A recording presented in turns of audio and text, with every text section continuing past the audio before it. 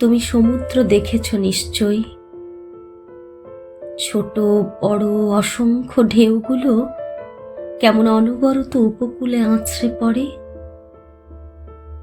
চঞ্চল স্রোতগুলি উপকূলের সমস্ত কিছুই এক নিমেষে টেনে নেয় নিজের গভীরে। ঢেউয়ের উন্মাদনা দেখে সমুদ্রের গভীরতা মাপা খুব কঠিন, কিন্তু তুমি তা পেরেছিলে। ঠোঁটের কোণে হাসির পিছনের ব্যথাটা তুমি ঠিক ধরে ফেলেছিলে। ছিলে, কিন্তু তার সূত্র ধরে এতটা কাছে এলে কেন? তোমার উত্তাল স্রোতগুলিকে কেন বারবার আছড়ে পড়তে দিলে আমার উপকূলে?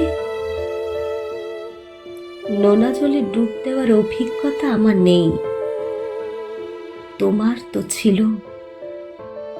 তুমি তো জানতে গভীরতা মাপতে গিয়ে দমবন্ধ হওয়ার যন্ত্রণাটা ঠিক কতটা তীব্র। আমি তখন জোয়ার ভাটার টানে ক্রমশই ভেসে চলেছি।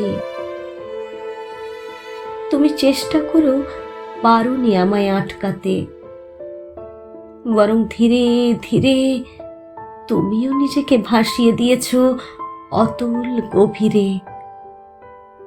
কি নিদারুণ চক্রবুহে আটকে পড়েছি দুজনেই, যেখানে প্রবেশের পথ জানলেও বেরিয়ে আসার মন্ত্র জানা নেই।